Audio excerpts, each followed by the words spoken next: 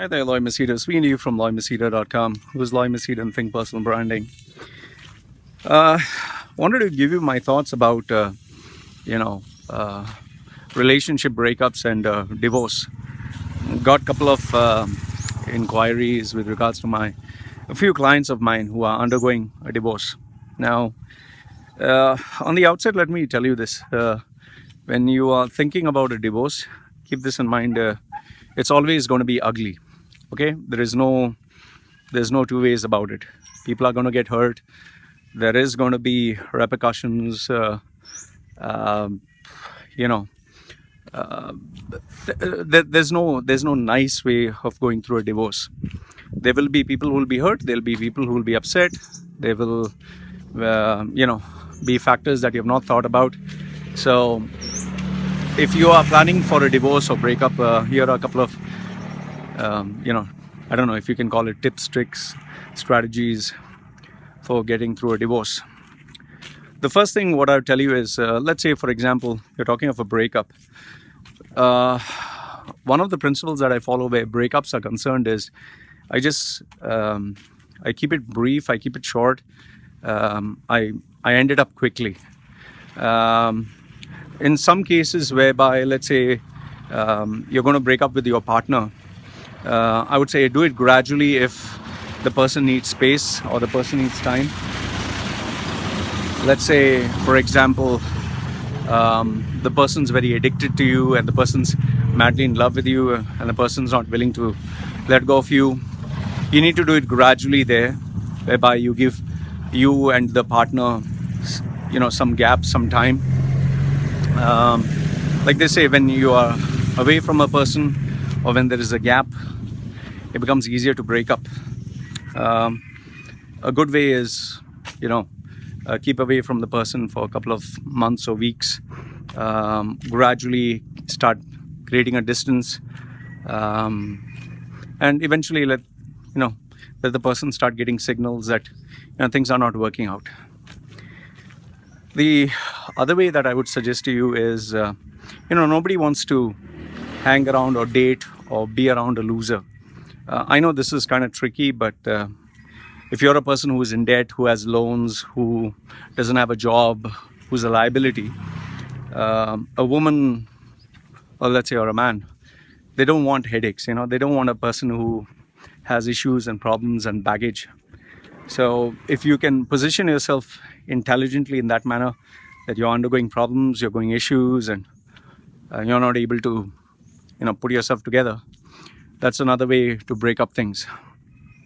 The third one, which I would suggest, is get people who involved. But this one is kind of tricky because you should know whom to trust and whom not to trust. Sometimes if you get the wrong person, they'll end up causing more complications and hassles for you instead of making your life easier. So sometimes it's necessary to get people involved, and sometimes not. Just make sure that you know who to trust and who not to trust. Where relationships have to break up fast is when you know that there is trouble brewing and this can impact you or impact the person. This is more like breaking up a relationship in a kind of shock method. Over here, the only thing I tell you is make sure that when you're breaking up in a shock method, the person is aware of some bad news or something really terrible, and you just need to be left alone. For example, I know situations where a person has communicated that there's going to be a legal issue or financial problems or jail term or something extreme. So the person doesn't want to keep in touch, or you can just say that things are not working well. I'm pretty sure there are quite a number of relationships where if the guy or the girl tells I have AIDS, they don't want anything to do with the relationship.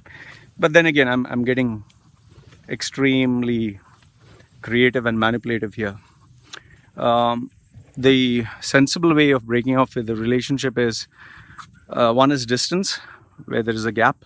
Second one is where you do it in a methodical manner whereby you give the person space and time and eventually break up.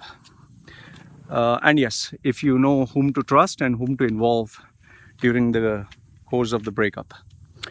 Now, if you're talking about divorce, divorce is a totally different ball game. Where divorces are concerned, just keep in mind it's going to get really ugly.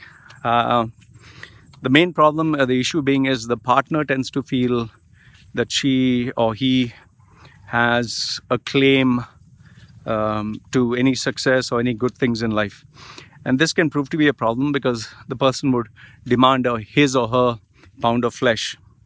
And when there's a breakup of this sort, there are many factors to think about, like the money, the property, the wealth, the loans, custody of children. These are the things that come into play. Now, the first thumb rule that I'd give you is, if you're going through a divorce, make sure that you understand the legal aspects of the divorce. Get yourself the best lawyer that you can. Get yourself the best consultant, legal consultant, who can guide you and tell you what are the ins, outs, the good, the bad, and the best way of breaking up. Because end of the day, when you break up, you will need legal counsel. That's number one. Second one is, once you have your legal team in place, remember, everything that is said verbally has no weightage in court. Everything that is written has a lot of weightage in court. So make sure that everything is taken in writing. Third one is, it's the same related to writing, but just, write down the plus, the minus, what do you get, what does she get, and how you can, end it quickly by having, kind of a balance sheet, so as to know this is what you get, this is what I get, and this is how we break up. Because, it all comes down to numbers. Another thing which I would recommend is, let the person know that you're having a tough time, that you're not in a very happy place, that you're not doing very well. Because if the person tends to feel that you are dumping them for someone better, or you have a better relationship waiting, or more hope, or a better job, or better future, most probably the person would never want to break up with you, because they'll be like, why the fuck should I let you go and you have a good life? So be careful what you reveal in terms of your assets, your liabilities. And yes, in certain countries like the US and all that, you have to explicitly state your assets and liabilities. So just don't play any games over there, especially if you're in the US or you're in the West. Because if you do not state your assets and liabilities, you can get sued.